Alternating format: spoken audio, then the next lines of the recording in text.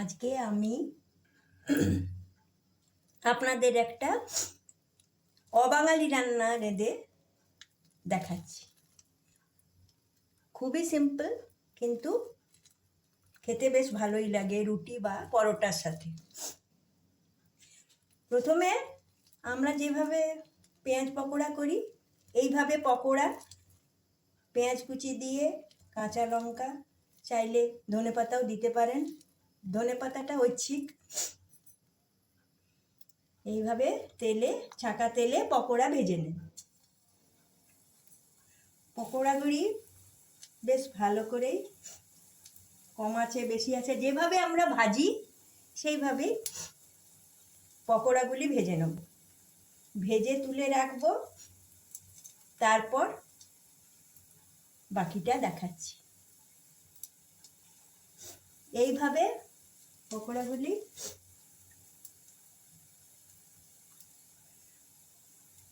এতে আমি একটু জোয়ান দিয়েছি। জোয়ান দিলে কি হয়, আজকালকার দিনে অনেকেরই গ্যাস হয় বেসন জাতীয় জিনিস খেলে, তাই আমি একটু জোয়ান দিয়েছি। যারা জোয়ান পছন্দ করেন না তারা দেবেন না।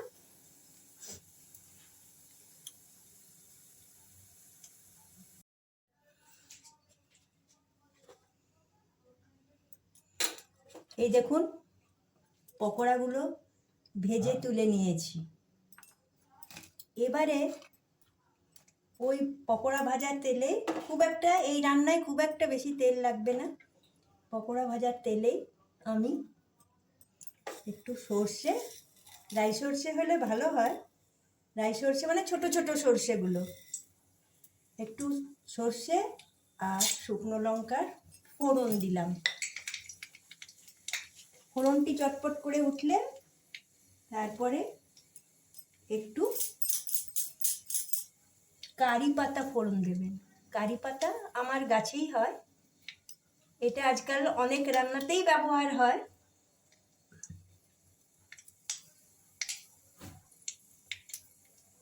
এইটা ফোড়নটা তেতে উঠেছে, এবার আমি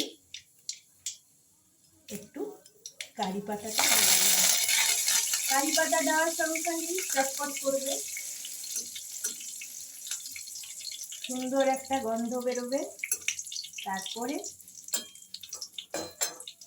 দেখুন, এই সরু সরু করে কেটে রাখা পেঁয়াজ, এইটা এই তেলে ভাজবো।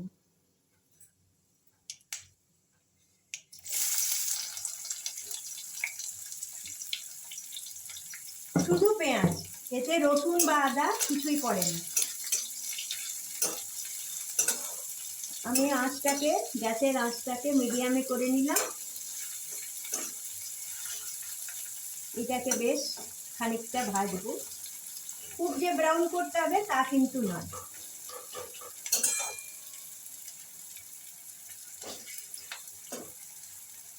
এই রান্নাটার নাম পকোড়া কারি। এটা একটি অবাঙালি রান্না। আপনারা বানিয়ে দেখুন, রুটি বা পরোটার সঙ্গে খেয়ে দেখুন, বেশ ভালো লাগবে।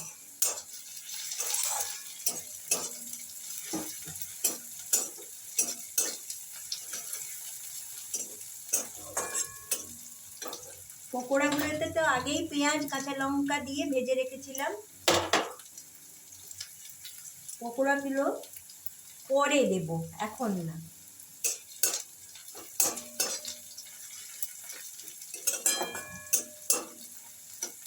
আমার পেঁয়াজ ভাজা প্রায় হয়ে এসছে।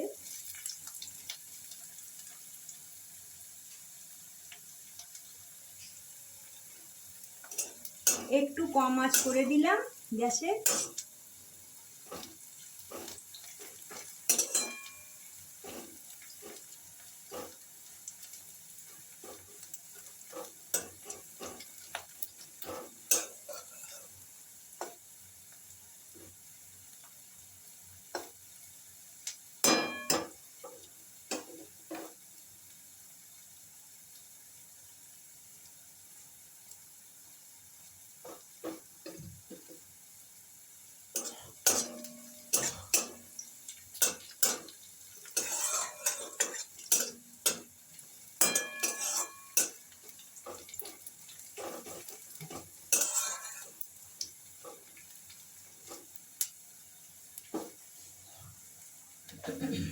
এটা ভাজা হতে হতে আমি আপনাদের দেখাচ্ছি। এই দেখুন, মিক্সিতে আমি দই, টক দই, ঘরে পাতাও হতে পারে বা বাজারে টক দই, এটা কিন্তু প্যাকেটের দই দিয়ে খুব একটা ভালো হয় না। একটু সামান্য টক থাকলে টেস্টটা ঠিক মতন হয়। কাজেই হয়তো বাড়িতে পাতা দই রাখতে পারেন, অথবা কোনো দোকানের, মিষ্টির দোকানে টক দই নেবেন। আমার এখানে 100 গ্রাম টক দই আছে। আমি এর মধ্যে 2 চামচ, বড় চামচে 2 চামচ বেসন দিয়েছি। আর আর এর মধ্যে সামান্য একটু হলুদ দিয়ে এটাকে এইভাবে বানিয়ে নিয়েছি। পেঁয়াজটা আমার প্রায় ভাজা হয়ে এসছে। এবারে আমি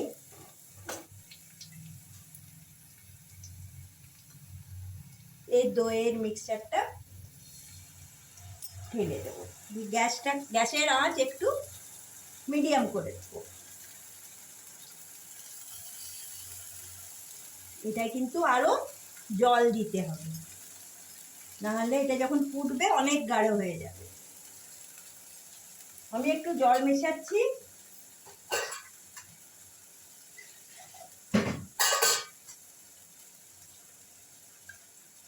জল মিশিয়ে এটাকে সমস্ত জারটা থেকে বের করে নিচ্ছি। এইভাবে দেখুন।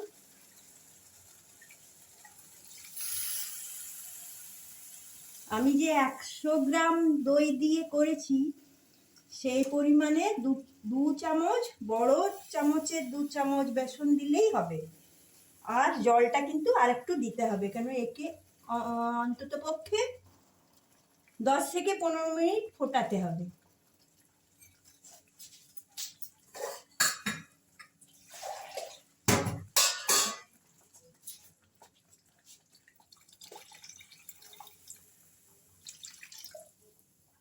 আরো জল দিয়ে দিলাম, এতে আরো জল অ্যাড করলাম।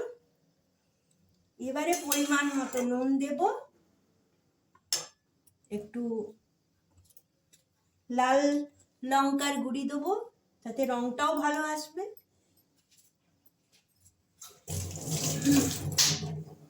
হলুদ তো আমি আগেই দিয়ে দিয়েছি, আর খুব বেশি হলুদ এতে দিতে নেই, হালকা লাইট কালারের হবে। এতে আমি লঙ্কা গুঁড়ি দিলাম, লাল লঙ্কার গুঁড়ি দিলাম অল্পখানি। এবারে স্বাদ অনুযায়ী নুন দিলাম। পকোড়াতে নুন দেওয়া আছে, সুতরাং সেটা বুঝে আপনারা কি পরিমাণে নুন লবণ খান সেটা বুঝে এতে দেবেন। ডালের মতন জিনিসটা হবে,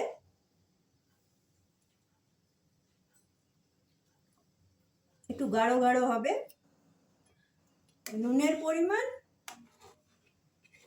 একটু নোনতাই হবে, কিন্তু খুব চড়া নুনের হবে না।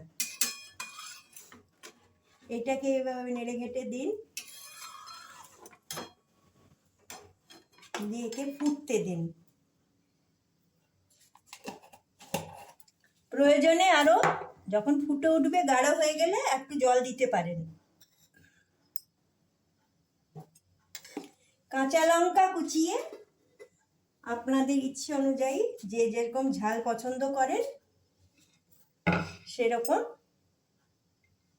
কাঁচা লঙ্কা কুচিয়ে এবার দিয়ে দিন। আমি কয়েকটা কাঁচা লঙ্কারই লাল লঙ্কা দিলাম, দেখতে বেশ লাগে।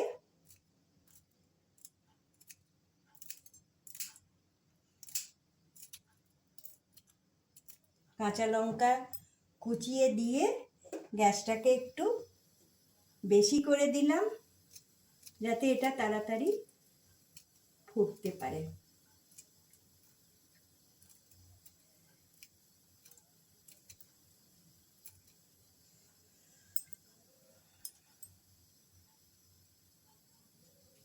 লঙ্কা কিন্তু ঐচ্ছিক ব্যাপার, মানে আপনি 2টো লঙ্কাও দিতে পারেন, 5টা লঙ্কাও দিতে পারেন, যে যেমন ঝাল খান সেই অনুযায়ী লঙ্কা দেবেন। আমরা একটু বেশি ঝাল খাই।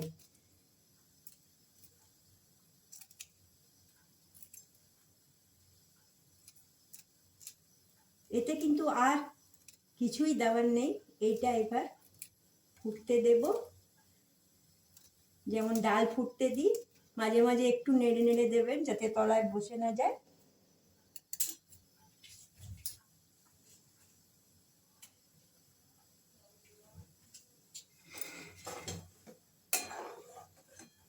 দেখুন, বুঝতে পারছেন এখন তো তাও ফোটেনি, এবারে ফুটলে জিনিসটা আরো ভালো লাগবে।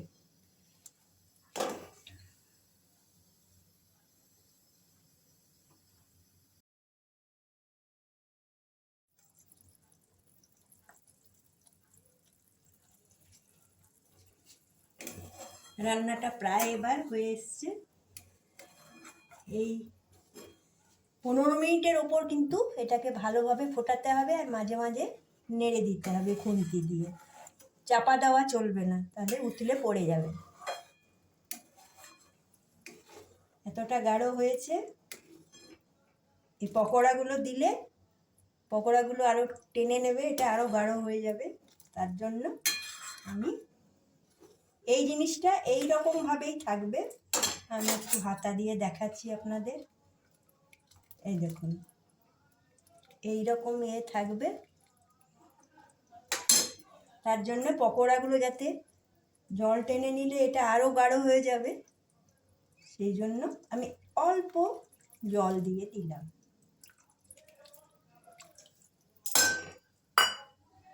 দিয়ে গ্যাসটাকে একটু বাড়িয়ে দিলাম। এবার একটু ফুট এসে গেলেই আমি পকোড়াগুলো দিয়ে দেবো।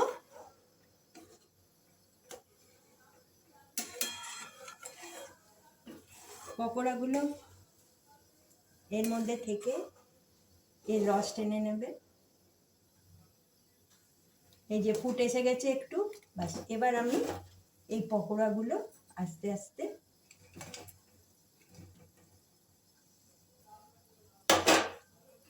দিয়ে দিলাম। এবার দেখুন, এইভাবে দেওয়ার পর নাড়াচাড়া করে আমি ধনেপাতা কুচিয়ে রেখেছিলাম সেইটা দিয়ে দিলাম।